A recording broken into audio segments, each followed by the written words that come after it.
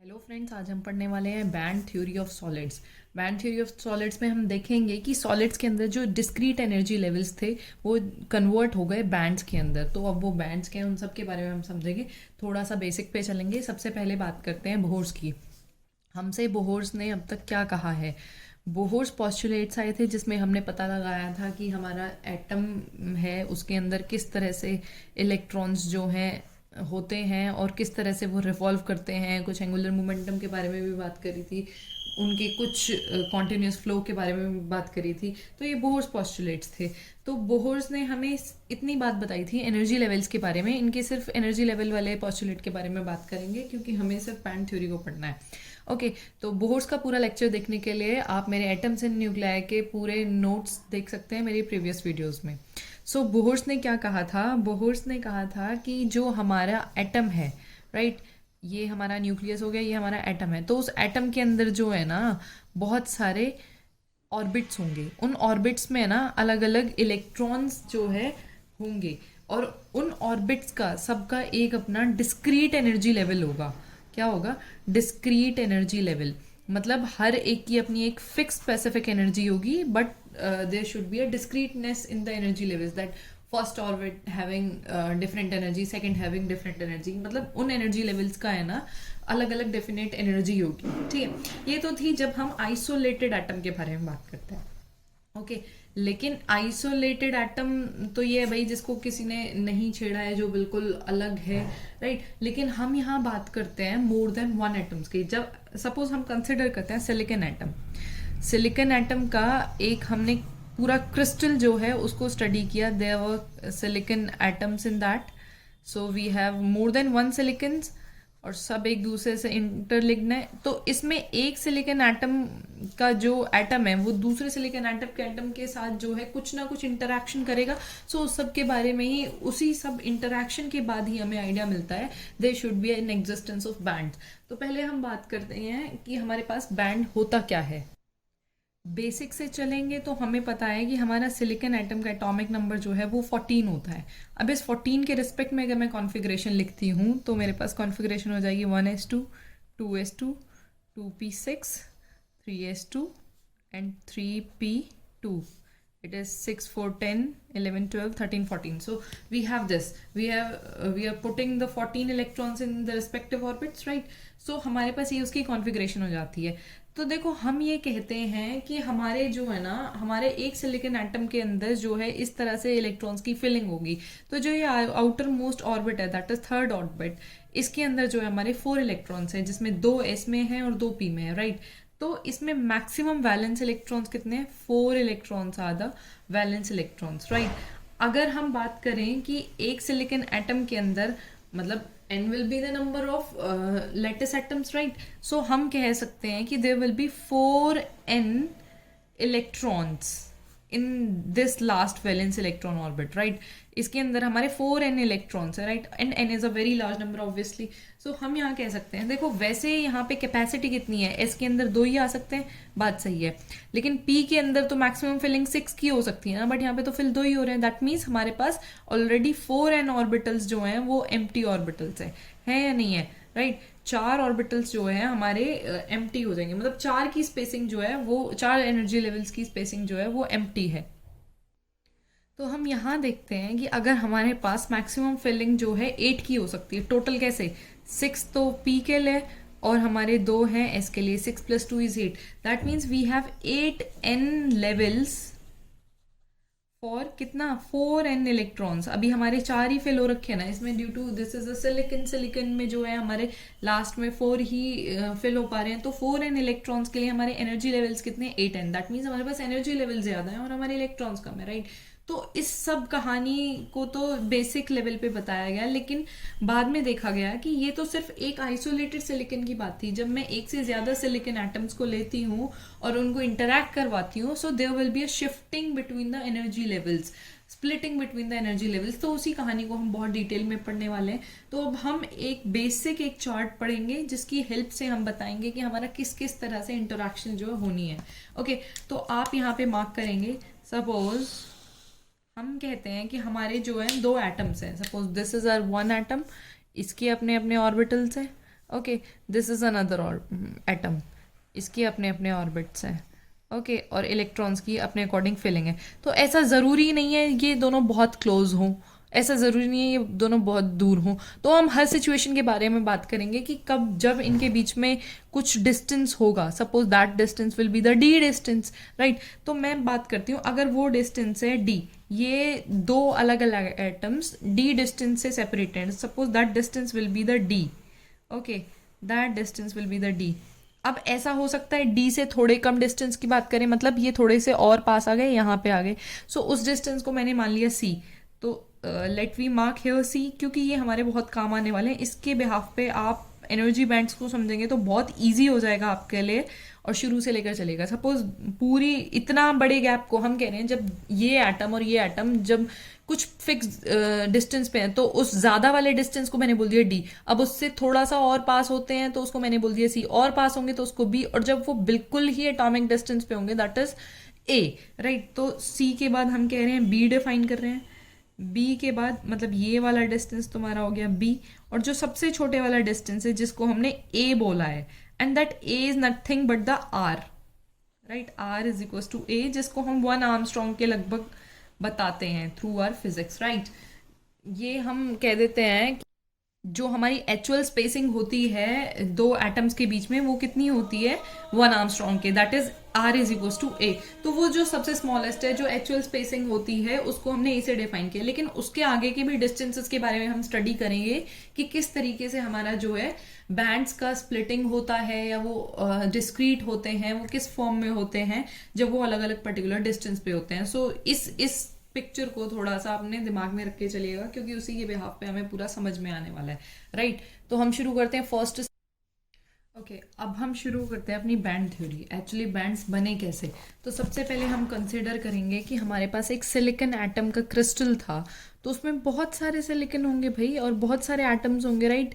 तो हम मान के चल रहे हैं there were n atoms. Okay, जब वो एन एटम्स के वैलेंस बैंड जो है, वैलेंस ऑर्बिटल्स जो हैं वो इंटरैक्ट करेंगे, then they will form the band, right.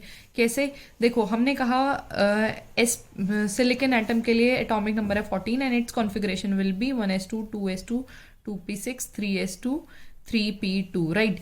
तो इनके साथ तो बहुत ज़्यादा कुछ एनर्जी शिफ्टिंग होगी नहीं, इन ऑर्बिटल्स की वजह से जो है एनर्जी बैंड्स फॉर्मेशन होंगे। अब जब ये तो सिर्फ एक सिलिकॉन एटम का है, लेकिन जब ऐसे एन सिलिकॉन एटम जो है वो इंटरैक्ट करेंगे तब क्या एनर्जी स्प्लिटिंग होगी, उसके बारे में हम पढ़ने वाले हैं। एक्चुअली उसी से ही फॉर्मेशन होगा हमारे बैंड्स का। तो हम सबसे पहले मान के चलते हैं, जैसे कि हमने अभी देखा कि हमारे पास जो है ना, ये कुछ हमने एक डायग्राम बनाया था कि जब दो एटम्स के बीच में डिस्टेंस है डी, सपोज हमारे पास दो एटम्स हैं, एक ये एटम एक ये एटम है। जब ये डी डिस्टेंस के सेपरेशन पे, राइट, जब इनके बीच का डिस्टेंस जो है वो मैक्सिमम है, तो उस बारे में बात करेंगे। तो तुम देखोगे कि जो लास्ट के वैलेंस ऑर्बिटल्स हैं 3s2 एंड 3p2, इनके अंदर एक 3s2 3p2 दूसरे 3s2 3p2 के साथ इंटरेक्ट ही नहीं करेगा, क्योंकि भाई वो बहुत दूरी पे हैं। जब वो बहुत दूर होंगे तो इंटरेक्शन का कोई सवाल ही पैदा नहीं होता। तो इसका मतलब एक एटम जो है वो फ्री एटम की तरह बिहेव करेगा। जो ये वाला एटम है, ये वाला एटम इस वाले एटम से इंटरैक्ट ही नहीं कर रहा है, क्योंकि ये बहुत लार्जर डिस्टेंस पे है। जब ये लार्जर डिस्टेंस पे है, इसका मतलब they are in free state. ये अपनी फ्री स्टेट में कोई किसी को प्रॉब्लम दे ही नहीं रहा है, राइट। तो कोई इंटरेक्शन नहीं है। उस केस में हम कहेंगे जो 3s ऑर्बिटल्स हैं, राइट, 3s के अंदर इलेक्ट्रॉन्स कितने, 2n इलेक्ट्रॉन्स हैं, और 3p के अंदर भी हमारे 2n इलेक्ट्रॉन्स हैं। लेकिन 3p के अंदर आ कितने सकते हैं, कितने एनर्जी लेवल्स हमें अवेलेबल होते हैं, there are 6n energy levels, क्योंकि p के अंदर आप देखते हैं कि 3 ऑर्बिटल्स होते हैं। सो p की कन्फाइनमेंट कितनी होती है, 6 इलेक्ट्रॉन्स आ सकते हैं। 6 इलेक्ट्रॉन्स मतलब 6 लेवल्स हो सकते हैं उसके, ओके। लेकिन 6 लेवल्स में सिर्फ 2n इलेक्ट्रॉन्स ही हैं, ये हमें ध्यान में रखना होगा कि 3s के अंदर तो एक ऑर्बिटल होता है जिसमें 2 इलेक्ट्रॉन आ सकते हैं, इसका मतलब 2n एनर्जी लेवल्स हैं। लेकिन फिलिंग 2n की है, तो इसकी तो कंप्लीट है। लेकिन जो हमारे p ऑर्बिटल हैं उनके अंदर p के अंदर 3 ऑर्बिटल्स होते हैं, मतलब 6 एनर्जी स्टेट्स होती हैं। 6 एनर्जी स्टेट्स की वजह से हम कह सकते हैं इनके 6n लेवल्स होते हैं, जिनके अंदर सिर्फ हमारे 2n इलेक्ट्रॉन से फिल हुए हैं, राइट। ओके, अब हम बात करते हैं कि भाई इस डिस्टेंस से थोड़े से और कम डिस्टेंस पे बात कर लो, मान लो ये थोड़े से क्लोज आ गए। कैसे? ये इसके थोड़ा सा क्लोज आ गया। ओके, ये वाला डिस्टेंस डी जितना तो नहीं है लेकिन डी से थोड़ा कम है, राइट? तो डी से थोड़ा कम, हमने जैसे कि वो नंबर लाइन पे अपने पे दिखाया था कि ओके, तो हम देखेंगे कि हमारा जो अभी एटम्स हैं, ये एक एटम है, एक एटम है, ये डी डिस्टेंस पे था तो कोई इंटरेक्शन नहीं हुई थी, राइट? इसको हम बोल देते हैं कि हमारा डी डिस्टेंस पे था। लेकिन अब मैं बात कर रही हूँ इस डी डिस्टेंस से कहीं कोई सी डिस्टेंस जो है वो लाई करता है। Suppose this will be your c distance, इतना, ये हमारा सी डिस्टेंस हो गया। अब इस सी डिस्टेंस के बारे में बात नहीं कर रहे, हम बात कर रहे हैं कि भाई इस डी डिस्टेंस से तो कम है लेकिन सी से ज्यादा है। तो मतलब एटम मेरा, ये वाला एटम मेरा यहाँ कहीं हो सकता है, ये वाला एटम मेरा यहाँ कहीं हो सकता है, राइट? इन तो जो इस गैप है, इस गैप के बारे में बात करेंगे, राइट? तो मतलब आर की वैल्यू, जो सेपरेशन है, separation between the atoms will be r, वो आर की वैल्यू सी और डी के बीच में है। मतलब ये सी और ये डी इसके बीच में, मतलब हमारे एटम्स यहाँ कहीं लाई कर रहे हैं। ओके, तो उस कंडीशन में भी एनर्जी लेवल्स में कोई चेंज नहीं आएगा। जैसा हमारा इस डिस्टेंस पे थे ऐसा ही हमारा इस डिस्टेंस पे, मतलब यहाँ हो या यहाँ हो कोई फर्क नहीं पड़ेगा, कोई ज्यादा फर्क नहीं पड़ेगा हमारे एनर्जी लेवल्स पे, राइट? तो अब इसके बाद बात करते हैं कि जब हमारा जो आर है वो सी के बराबर हो जाए, मतलब हमारा ये वाला एटम तो जो है यहाँ आ जाए और ये वाला एटम हमारा यहाँ आ जाए, तो मतलब इनके बीच का अब जो फिक्स डिस्टेंस है that will be c now, right? ये अब सी हो गया। अब ये फिक्स सी हो गया तो जो ये वाली वैल्यू होती है ना, मतलब सी वाली वैल्यू होती है, इस पे जो है हमारे एनर्जी लेवल्स हैं वो स्प्लिट होना शुरू कर जाते हैं, राइट? कैसे स्प्लिट होंगे? जैसे हमारा ये 3s एनर्जी लेवल है, ओके, ये ऐसे स्प्लिट होना शुरू करेगा, ऐसे।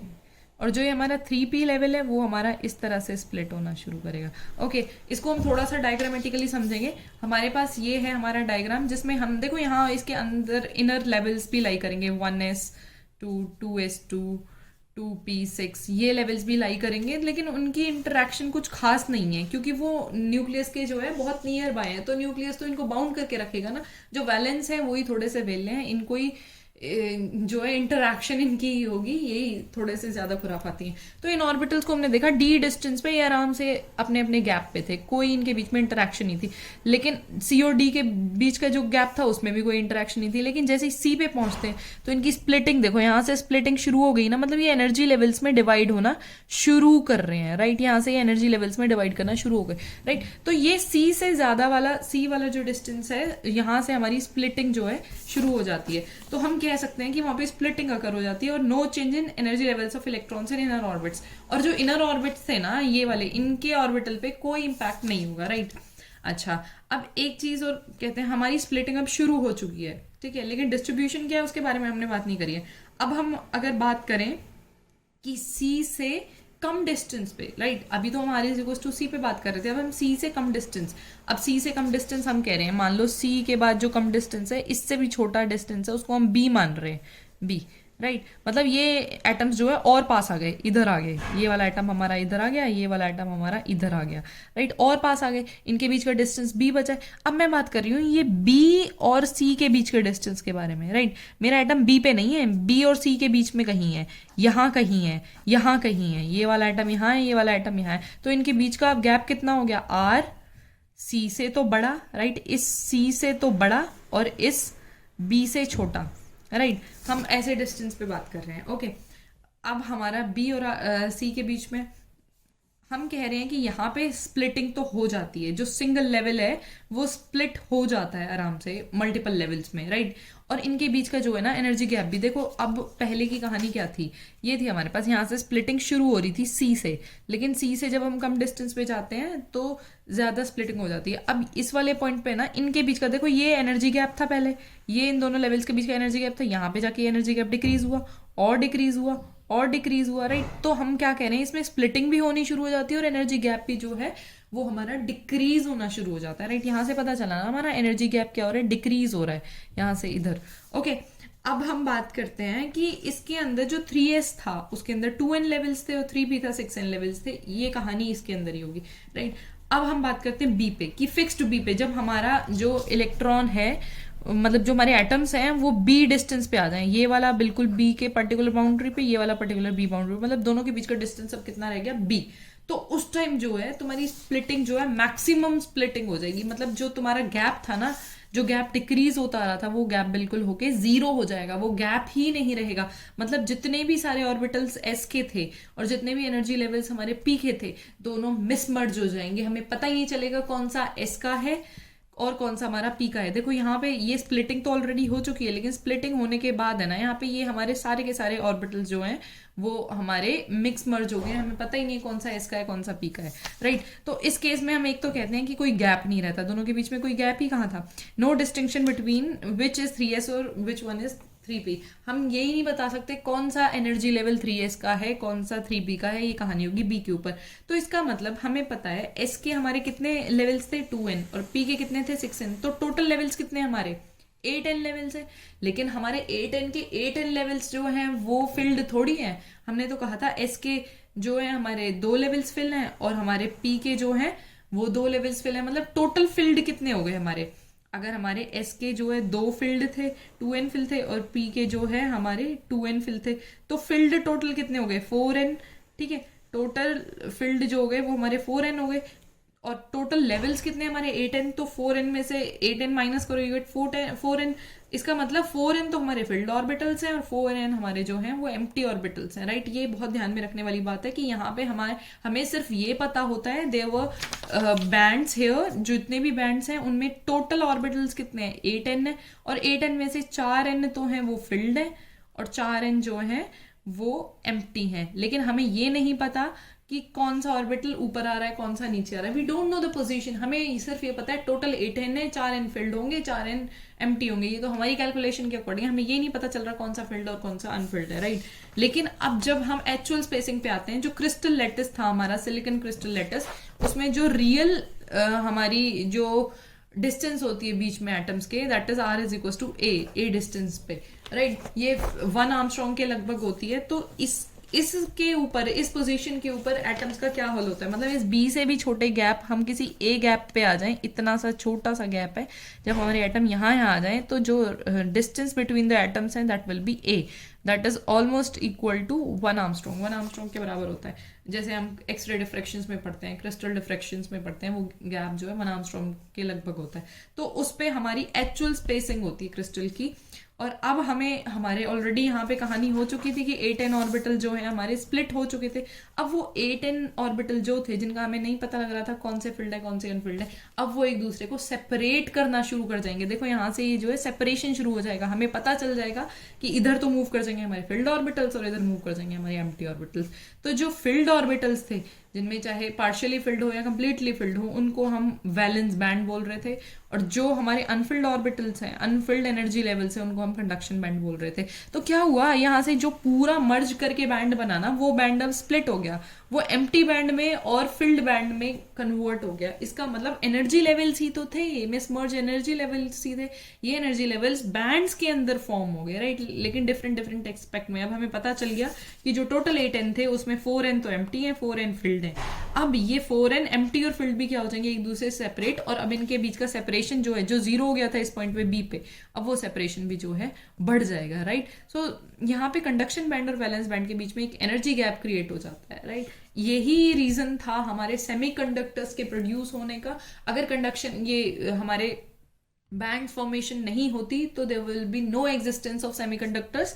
That's why this topic is important on theoretical basis.